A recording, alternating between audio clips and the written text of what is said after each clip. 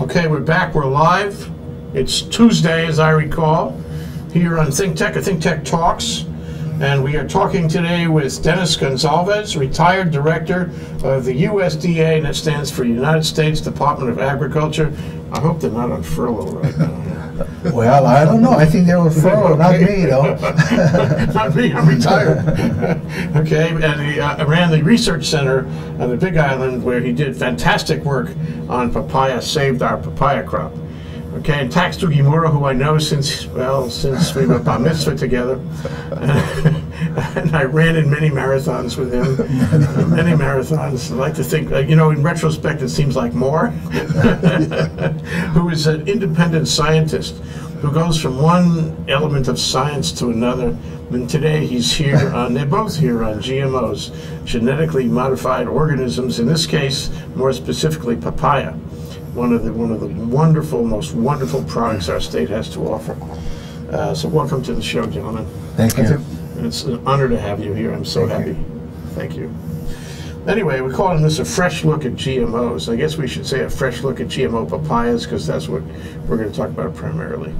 So the first thing is, you know, Dennis, well, maybe Tack, can you help us understand about Dennis?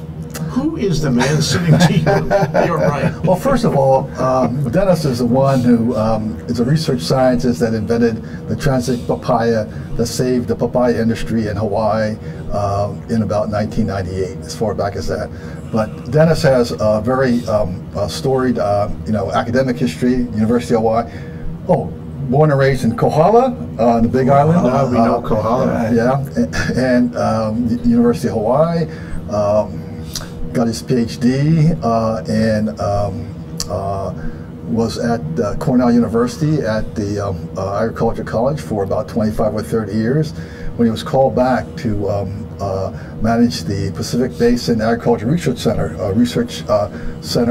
for the USDA. But it was a calling. It was more than a call. It was a calling. Yeah, you know, after 25 years at Cornell, I wanted an excuse to come back to Hawaii. So, and then the way I met Dennis was that in the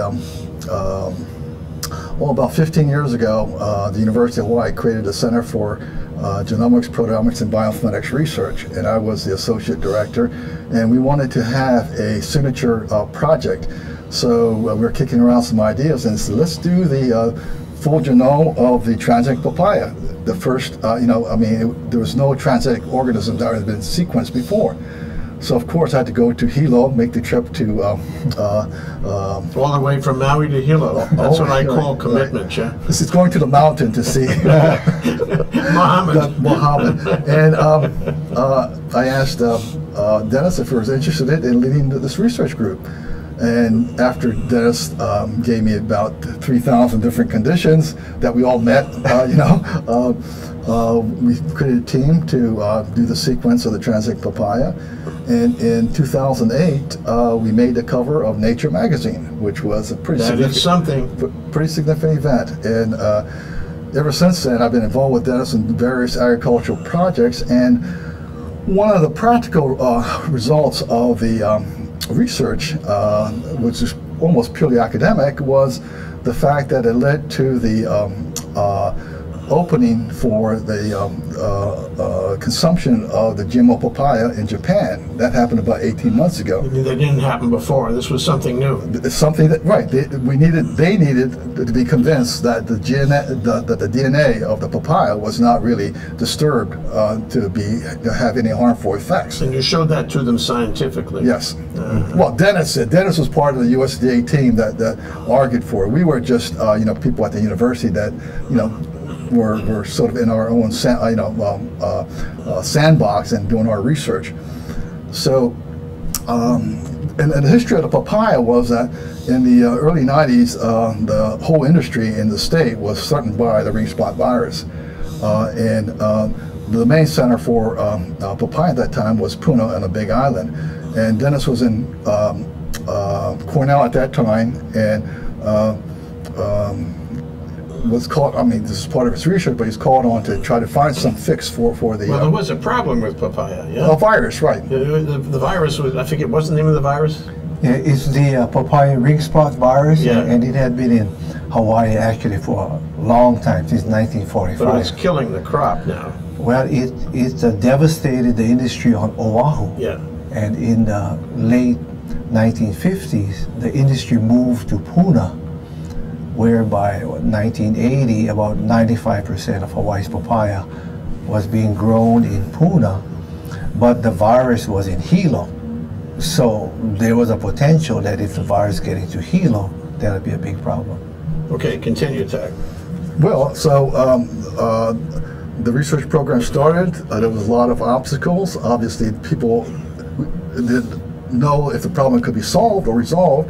But in 1998, the research came to the point where the consumption of the transgenic papaya was approved by the federal government.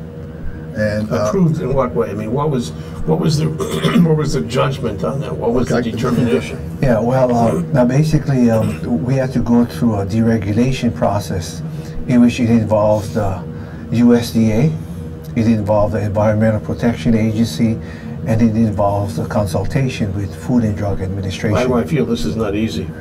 Yeah, and the sort of unique thing about this whole program is it was an entirely public sector work in which myself from Cornell, scientists from University of Hawaii, scientists from USDA worked together to try to address an important problem. And so we were the ones that had to go through all the paperwork to get it deregulated.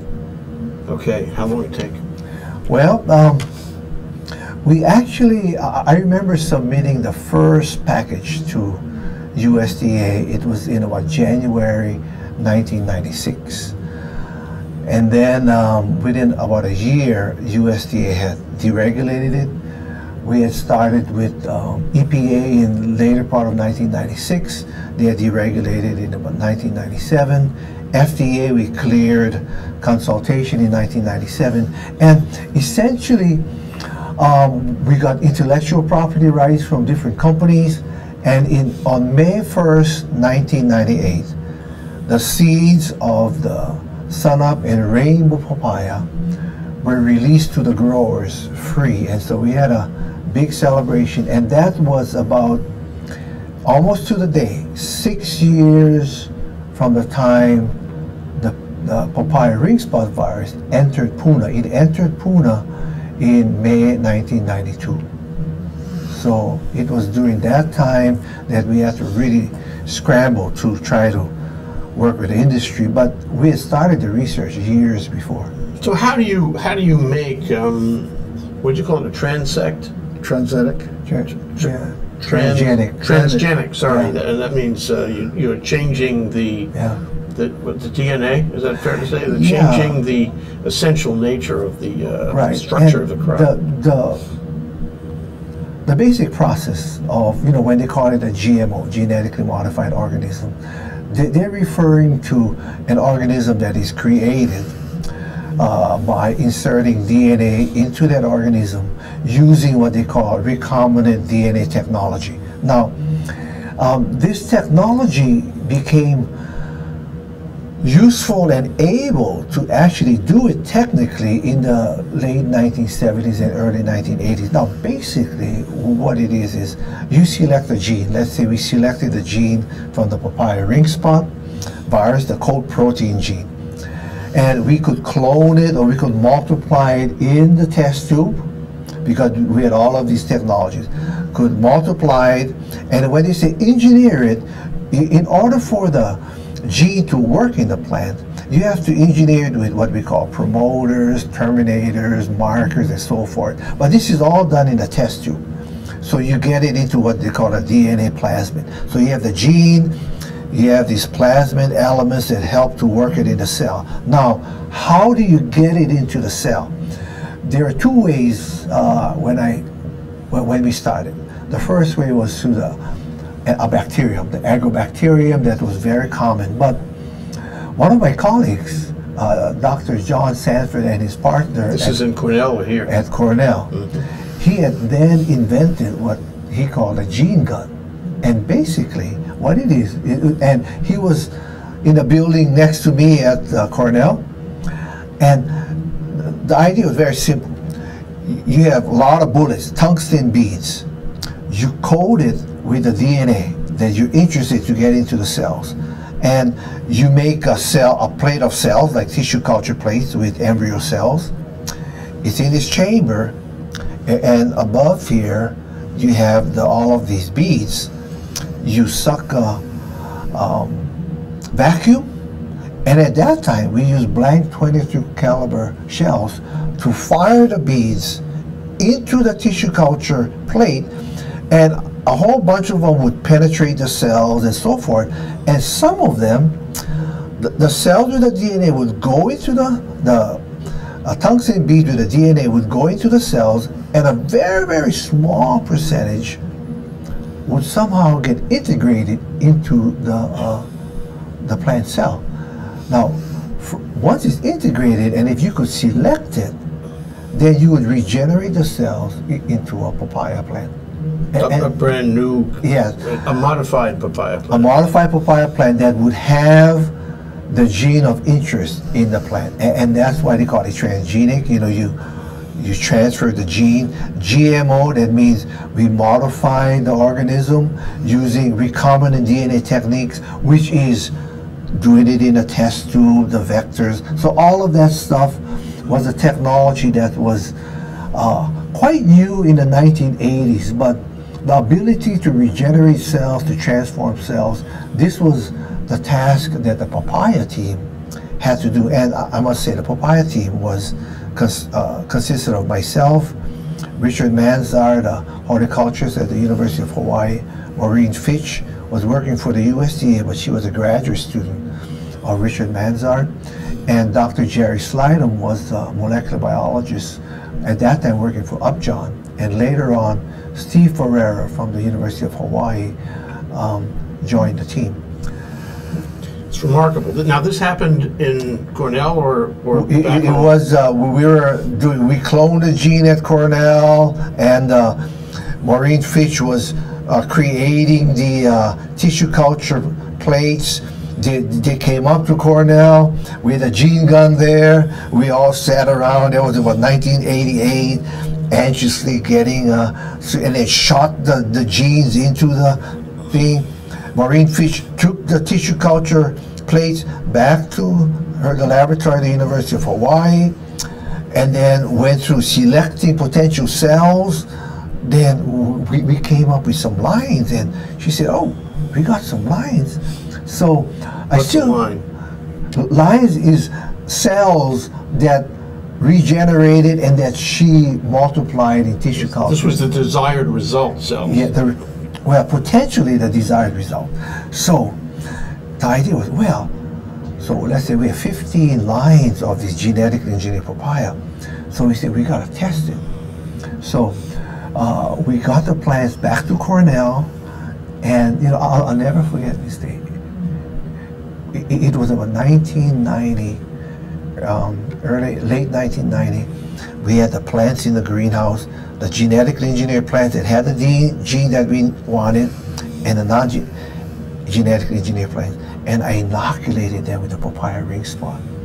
So I go back. 3 days later, they all look good. 5 days later, hey, look good. Then 7 days later, I say, hey, these non-genetically engineered plants are showing symptoms, but one of these lines is looking pretty good. Then I go back 2 weeks later, I say, oh my gosh. And after 3 weeks, I said, oh my gosh, this thing is working. We started the project in 1985. In April 1991, we were convinced that we had a genetically engineered plant that was resistant. So I think the thing that differentiated our team was that we wanted to solve a problem. And at that time, the virus is not in Puna, it's in Hilo. So Maureen micropropagated the plants, and we did our first field trial in Waimanalo, a University of Hawaii experimental field. Small field trial, big fence around, and the line, and we put it out there in April 1992.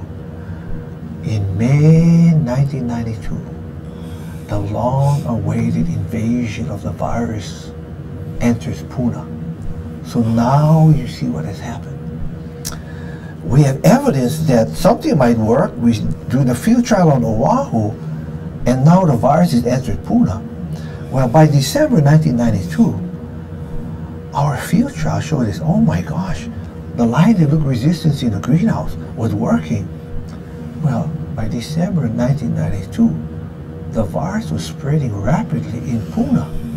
So the state was trying to eradicate it, all kind of effort to control it, and here we had a potential. By October 1994. Wait, we're going to take a break. Okay. I wanted to catch you at the moment of the highest possible tension in this dramatic story, Dennis. Hold that thought, okay? We're going to take a short break. We want to hold your attention. Okay, that's Dennis Gonsalves. He's the guy who saved the papaya crop in Hawaii, retired director of the USDA Research Center in the Big Island, yeah? And Tak Sugimura, independent scientist. We're talking about a fresh look at GMOs here on ThinkTech Talks on a given Tuesday. We'll be right back after this short break. We want to thank our underwriters. Hawaiian Electric Company and its affiliates Maui Electric on Maui and Hawaii Electric Light Company on Hawaii Island are deeply committed to the communities they serve. Galen Ho is a senior executive of BAE Systems, a global defense, security, and aerospace company. The High-Tech Development Corporation, the state's leading technology agency, attached to the Department of Business, Economic Development, and Tourism. Castle and Cook Hawaii, with a time-honored legacy that spans more than 160 years and revolves around its mission of investing in Hawaii, creating communities, and providing for the needs of our state. Hawaii Gas, formerly the Gas Company, a proponent of the Liquefied Natural Gas Initiative, helping Hawaii achieve its transition to clean energy and a better energy future. Collateral Analytics, a Hawaii-based tech company empowering the real estate industry with greater and faster access to the tools and data they need to make better informed property investment decisions. I'm Nicole Horry. Thanks so much for joining us on ThinkTech. I'm Maria Kashem. See you next time. Okay, this is ThinkTech Talks. We're back. We're live. We're here with Dennis Gonsalves, the guy who saved the papaya crop in Hawaii. He's the retired director of the USDA Research Center in the Big Island, and Tak Sugimura, who was involved in that, who's an independent scientist. And we're talking about a fresh look at GMOs, especially with regard to papaya. Well, Dennis, you left us at a very exciting point in the scenario here. This is an amazing story. Yeah. So yeah. Okay. Continue. Okay. Well, you know, so we had done the research. By December 1992, we know that it's working in Waimanalo. May 1992, the virus had gone into Puna. By October 1994, the virus is spread so much in Puna that the Department of Agriculture abandoned efforts to control it. Wow. So the virus... Give up on the crop. Because it's spreading so wide. Because the virus is transmitted by aphids, by insects, very rapidly. So the virus is spreading rapidly. We have this potential line. Now here is where Richard Manzard comes into play. Using the field in Waimanalo, he does selection, he does crosses and whatnot. And then by 1995, he's come up with the now famous rainbow papaya and the son of papaya. Very briefly, the son of papaya is the original line that we transformed. It's a red flesh papaya. But the rainbow papaya, the farmers were used to yellow flesh papaya. So he developed the rainbow papaya by crossing the genetically engineered son of papaya with the non-genetically engineered kapoho papaya. And because the gene is in the chromosomes of the papaya, you could do sexual crossing. And so the rainbow is a result of the cross between sunup and the kapoho, which is yellow flesh.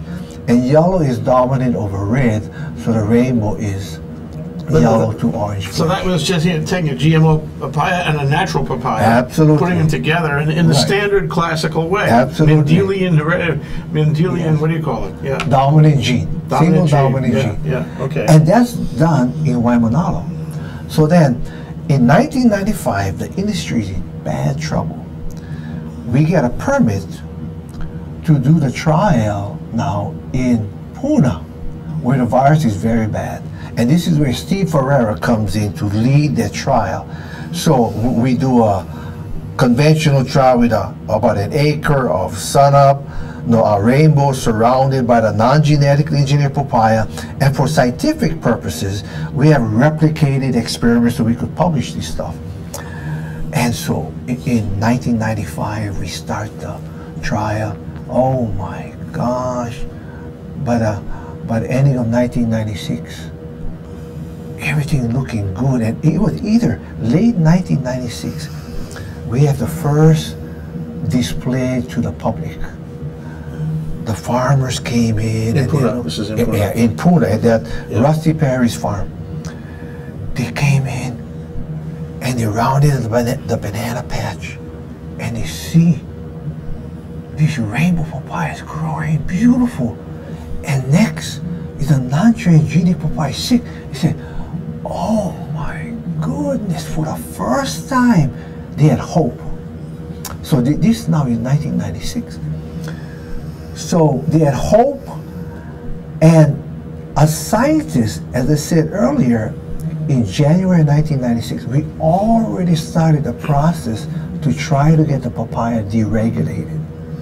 So what is deregulated? Deregulated is we had to get experimental data and show the USDA, the Animal Plant Health Inspection Service, that the genetically engineered papaya would not harm the environment. It was safe for the environment. It would not become a super weed. It would not cause this. So we went through all these kind of studies. That's hard because you have to prove a negative, yeah? Yeah, right. Okay. Yeah, we have to show that, it's not a weed because papaya was not regarded as a weed even before the virus was in Hawaii. So we used these arguments, we did testing. Therefore, EPA, the interesting with EPA is this. Because the little co-protein gene of the virus was actually vaccinating the papaya, was killing the virus, pathogen-derived resistance. So Environmental Protection Agency viewed that as a pesticide. So we had to get tolerance levels of the co-protein. So we worked with EPA to do that.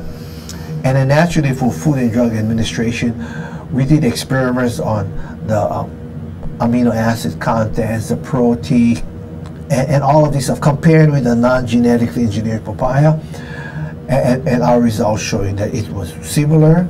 We presented our data with to the USDA, to the EPA and the FDA, and so they were all deregulated. Then we had to get intellectual properties from different companies because in developing a transgenic product, it's rare that only one laboratory can do everything.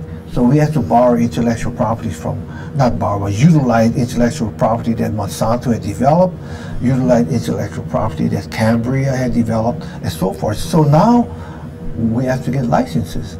And here is where the Papaya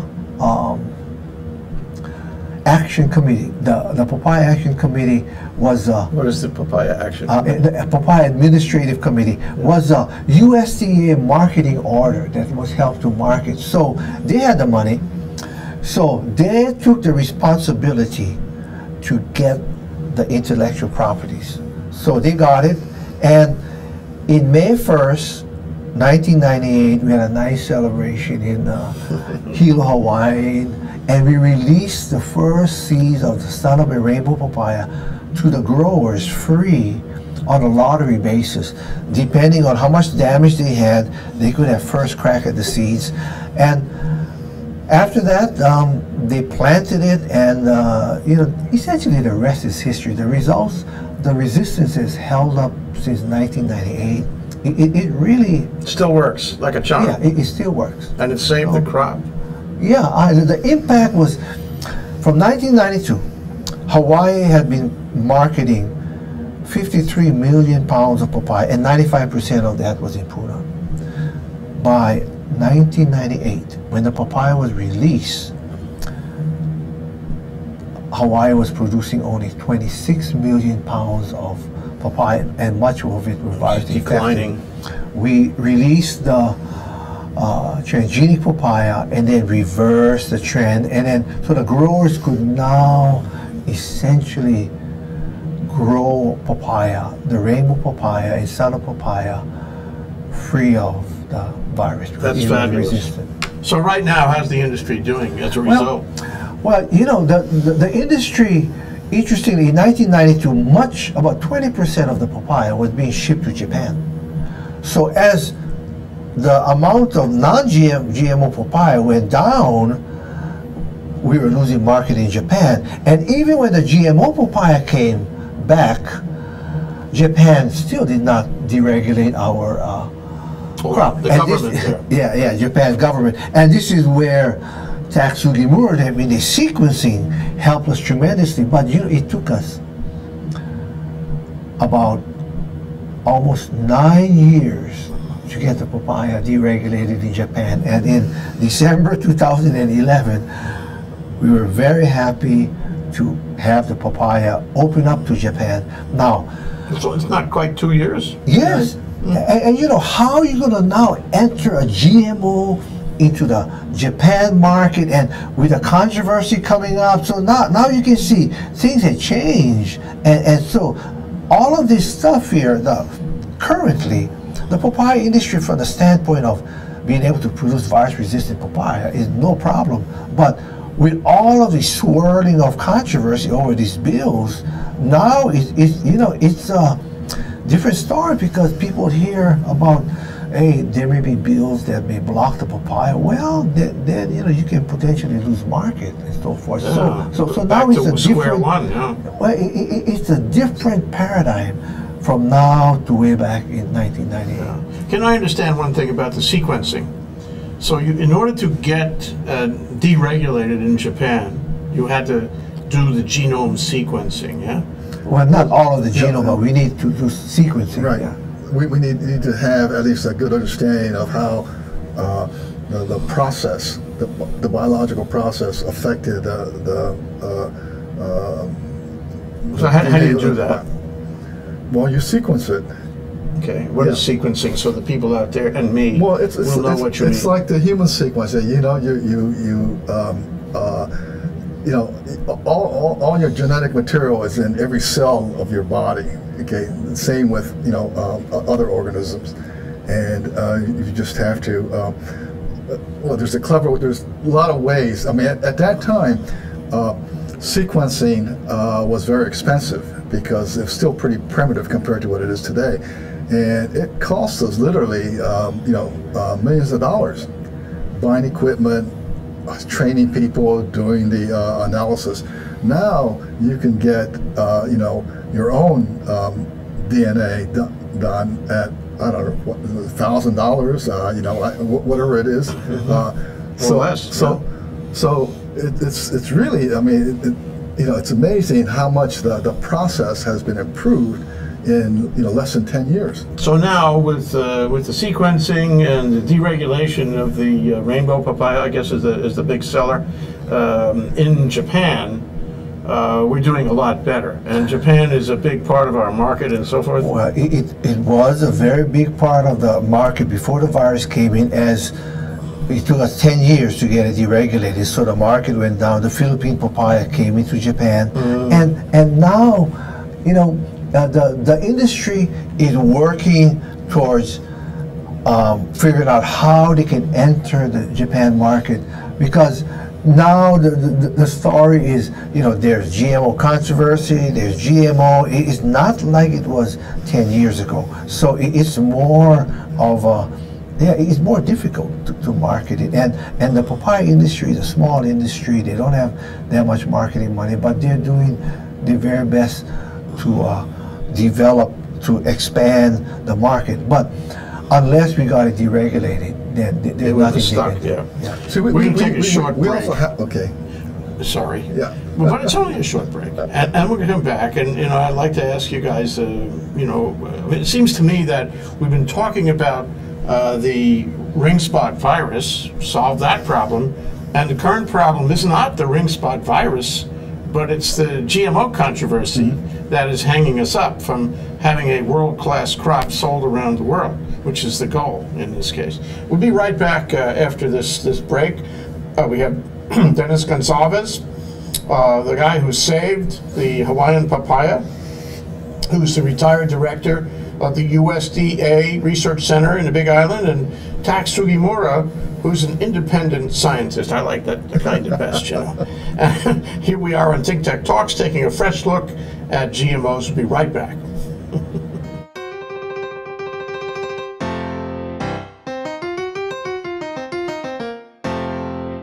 I'm Bill Spencer, president of the Hawaii Venture Capital Association.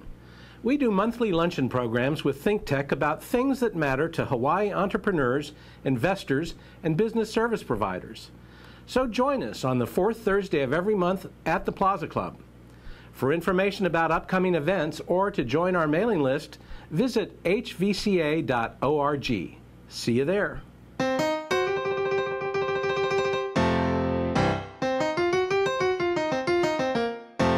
Okay, we're back. We're live. I'm Jay Fidell here on ThinkTech Talks.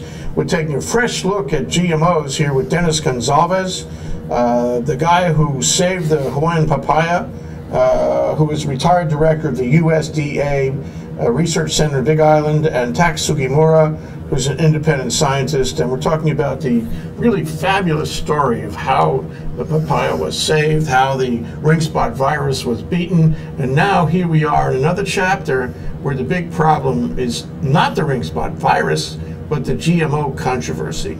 Can we talk about that? What is going on? I mean, there was an article in the New York Times recently. I'd like you to tell me about that. And there was some malicious mischief on Kauai, was it? No, in the it was in Big Island. Oh, okay. They do have controversy on the Big Island, don't they? So I'd like to talk about the nature of the controversy today.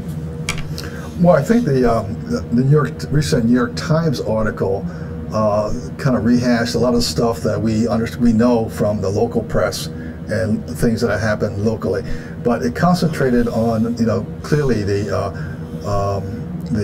introduction of bills in Kauai in the council about banning genetically modified products in Kauai. Also, use of pesticides, controversies related to primarily companies from the mainland using Kauai and Hawaii as basically a source for their seeds. I mean, it's a big economic issue not only in Hawaii but for those companies in the mainland who see the usefulness of having 3 growing seasons a year rather than 1. It's a great place for them. It's a great place for seeds. I mean, you know, and you know, the controversy that it creates among the public. And again, Dennis has been more active in that area than I have, but it seems that I think the thing lacking from the in the controversy is really science-based data. You know, that clearly on the science side, you know, which developed the genetic modified organisms, not only papaya but other commodity crops. You know, it's all about science, and it's been approved by the U.S. government and other countries. But you know, again, we haven't seen a lot of scientific information from the anti-GMO. Well, you know, Dennis just said a minute ago that at the time that you guys were making a discovery, doing your work, there wasn't a big GMO controversy. And sometime since then, it has become a bigger controversy. And I recall that somewhere in the middle 2000s, maybe 2005 or so, there was an increasing spate of bills every year in the legislature. It was an enormous number of bills, 20, 30 more bills, all attacking GMOs. And you really wondered where that came from, whether, you know, local people could care that much about it. And I think a lot of people began to feel that it was coming offshore, that the money for the attack on GMOs was coming offshore, and a lot of this controversy was being fomented by groups on the mainland or elsewhere who had a sort of global objection to GMOs. Am I right about that? Well, I'm not sure about where it's coming offshore, but maybe I could give you an example on the Big Island, which I think gives a different perspective. In May of this year, a bill was introduced by the Hawaii County Council, essentially to move towards banning GMOs.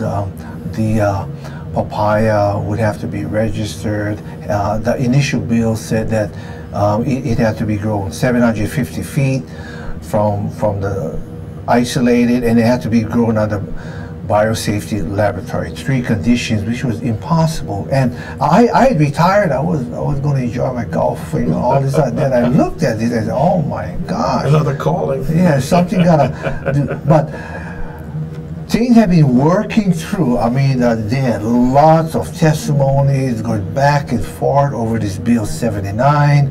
Now the bill has been morphed to Bill 113, in which they exempt the papaya, but the papaya still has to be registered and all of this stuff. But a lot of this here has developed essentially on the Big Island since May of this year, and so it's still happening. On Kauai it was longer, and there's definite very strong views on GMOs. Some people, I think, feel that Hawaii Island may stand the last chance to have it just GMO free, with the exception of the papaya and all of this stuff. So all of these things are happening as we speak. And my personal opinion is that, you know, it has, I feel, divided the Hawaii community, which I think is not very good. And we know that in the past several years there have been some acts of vandalism of the papaya and so forth. So these things are playing out. Yeah, just recently, several hundred trees were cut down. Yeah. So it's a very dynamic situation. And now, so you have Kauai and the Big Island moving forward on different aspects. Well, let me try to get from you guys what the objections are. I mean, forget about science for a moment. Just okay. What are people objecting to? Well, on the Big Island, one of the objections is that, you know, if a person is growing organic papaya, for example, and if a person grow genetically engineered, you could cross-pollinate and they say contaminate their organic papaya, which could then run them out of business. So that's one of the big arguments about that, you know, the isolation. And they've been, I think TAC is right, in my opinion, not scientifically grounded, fomenting about, you know, even the papaya not being safe for consumption, the corn and all of this stuff. And I guess some people really believe it, but then there's this kind of a controversy going in between that, and that is happening. So it sounds like two things. One is they say that the GMO papaya will contaminate the organic non-GMO papaya, which they like to have, even though there's still a risk of the Ringspot virus yes, for those. Yes. Okay, and then the second part of that is that if it does contaminate the organic papaya, there's a price to pay, that it is somehow dangerous. And I guess let's address that for a moment. Well, let's address both of them. Is there a risk that the GMO papaya will contaminate the nearby organic papaya? Okay, well, you know, to try to answer that question, we actually did almost a 7-year study in which we had GMO papaya fields, rainbow papaya fields next to non-GMO kapoho. And we measured gene flow, or, you know, because we could detect this virus, the gene where they spread to the non-GMO. And 12 feet away, our average, if we took 100 seeds, 0.74% of those seeds had the gene, so it had flowed 12 feet. When we went to 50 feet, we could not detect it. So anything. Yeah, I mean, in our experiments. Yeah. So the flow is very minimal, and mainly because Hawaii grows hermaphrodite papaya, which has the male and female in one flower thing, and so they virtually self-pollinate. So it doesn't spread. yeah, if it's hermaphrodite. yeah, and so, but you know, so some people say that, well, but it does spread, and then you also can spread this GMO papaya just by taking papaya, and then, you know, they can go to the market and throw the seeds out, and you can have GMO papaya. So, Is that true? Well, yeah, absolutely. Yeah, you get a rainbow papaya, you get the seeds, and you throw them out, and it grows. It's going to be genetically engineered. So you go to the market, you buy the papaya, take the rainbow seeds out, throw them down, you can grow them yourself. But the resistance is slower. Yeah, but it's transgenic. It's genetically engineered. Sure. And I think, you know, it boils down to coexistence. And my take is that on Hawaii Island, on all the other islands, we want to grow more food, we want to be more sustainable, and you need technologies of GMO technology, non-GMO technology, organic farming. I think you need all of that, and you got to figure out a way to coexist. I think that is the essence of what we need to determine so that we can lessen this controversy. Yeah. Well, let me go to the second part of the controversy. And that is, you know, people object to GMO papayas and they don't want anything GMO around them. Is there a danger? What is the risk of GMO papaya? You know, it reminds me of that great line from the Marathon Man movie with Dustin Hoffman. You know, he's going to ask this in a soft voice, say, "Is it safe? Is it safe?" So, is it safe? Well, you know, for the papaya, since 1998, when it was introduced for consumption, there hasn't been any report of an adverse effect. And as you probably know, many other commodity crops are GMOs. You're talking about corn, number of rice varieties, soybeans. So, you know, if there were any adverse effects, we would have known about it, and scientists would be the first ones to say it's not safe. But they don't say that, because there's no data to suggest that. Right. So I don't understand, sorry, I don't understand what this controversy is really about. What makes this so hot? And it seems to be getting hotter. Not less hot, but hotter. Well, what's fanning the flames here? I think in Hawaii, in relation to the papaya, we did a lot of work for Japan and so forth, and in my estimation, we answered the questions of allergenicity, toxins, and all of this stuff. And so a lot of that, I think, has been answered. Some people maybe still question it, but the basic premise is that the gene that we put in the papaya is a cold protein gene.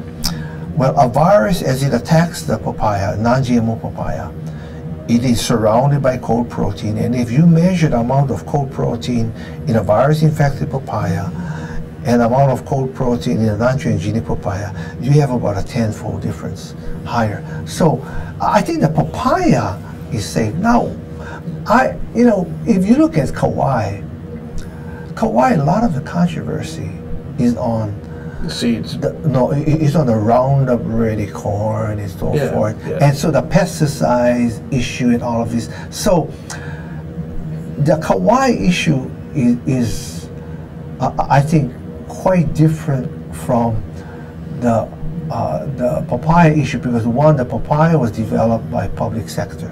It's a small little crop, whereas the others are huge crops by multinational companies. And I think that the Kauai issue has a lot to do with the pesticides, maybe multinational companies and so forth. So the papaya is getting swept up. Yeah, in many ways, I feel the papaya is getting swept up because we're such a minor player when it comes to the commodities. I don't know what you think, Tech. Yeah, but it's interesting that on the Big Island, they made an exception for papaya in the midst of all the GMO products that are now on the market. Yeah. So, it's not, again, a question of principle. There's some economics and goodwill involved, that you know, I think people there are concerned about people whose livelihood, you know, depends on the papaya, and unless there's good reason to forbid it, I mean, there should be, you know, any adverse action taken against them. Yeah, well, you know, it's interesting that Hawaii has got to be one of the best, as you mentioned, agricultural locations in the world. Multiple seasons, good weather, rainfall, what have you, good soil. But we've lost sugar, pretty much, and we've lost pineapple. And one of the few things we have as an export crop is papaya. So now we're engaged in this controversy, which could really cost us in terms of our last significant export crop. This is really too bad. Well, one other thing about papaya, I mean, we're the only state or country in the world that's under quarantine because of the fruit fly. So we have to also treat our product that's exported, and papaya is one of them. And that does damage the papaya in terms of you know, being able to transfer it, you know, long distances, ripening and things like that. Dennis knows more about that than I do, but it's a competitive disadvantage that we have. Yeah. But you know, one thing I'll say, the Hawaiian papaya grown in Hawaii, to me, I'm biased, is probably the best tasting papaya. Better than the Filipino? Oh yes, that's my opinion. But the Filipino papaya is a big competitor, though. Yes, and virtually it's a Hawaiian solo papaya that is grown in the Philippines. That is shipped to us. Yes, and it's shipped to Japan. So what do we have a couple of minutes left. Let's look forward a little bit. You know, I have two questions. The first is, you know, what left to its own devices, this process that's been set in motion here for the past, what, 10 years or so, a little less than 10 years. What's going to happen? How is this going to play out? What do you think? Well, you know, I'll take a shot at it and give my personal perspective. I think the commodities, the corn, soybean, and so forth, you know, the big companies are moving. They'll continue to move. What to me is the papaya represents an effort of small public sector scientists trying to address problems of their constituents, and you know, there's a lot of problems that can be solved. And what I hope is that this controversy does not detract scientists from moving forward to try to help these small crops, try to help banana, or try to help some other stuff. Because, hey, if you're at the university, you don't have to work on this stuff. If there's a lot of controversy, I'm not going to work on this stuff. But, you know, it's our public sector job to help these small people. I don't worry with the big companies. I think they're going to do just fine. But I think who's going to help these problems that appear in Hawaii? Yeah, if we get put off and distracted by the controversy, it risks, it puts all of diversified agriculture in Hawaii at risk, doesn't it? Yeah. Well, one thing, you know, that occurred to me many years ago was that, you know, we in the U.S. and Hawaii have the luxury of choosing whether we have organic foods, transgenic or non-transgenic foods, and in many places in the world, people don't have a choice. Either they're either able to grow their own soybeans or rice, or they don't have anything. So I think, you know, science has an obligation to look at these ways of supporting starving people in third world countries where they don't have a choice. And in economies like ours, you know, we should have that choice, and we should be lucky that we have it. Tell the people what you want them to remember from this discussion. I think that fairness, I think objectivity, and the fact that you know, science is very objective. I mean, that's based on objective principles, and I think fairness, you know, needs to be part of this discussion. You know, my take is that we did the papaya work to help farmers. So there's a human side to this biotechnology, and I think if you analyze the papaya, we did the human side of this. And if we think too much of just about this technology and we lose the human element, I think we're going to take away, and my guess is that a lot of the smaller people who cannot afford their own technology, who have their problems, will suffer. Because if we just think too much about money and lose the human element in this work, then I think in the long term we're going to suffer. That's Dennis Gonsalves. He's the guy who saved the papaya in Hawaii, retired director of the USDA Research Center in the Big Island, and Tak Sugimura, independent scientist, talking about, well, giving us a fresh look at GMOs, especially about papayas here on ThinkTech Talks. Thank you very much, gentlemen. Thank you. We'll be back shortly with Asia in Review here on a Tuesday. Aloha.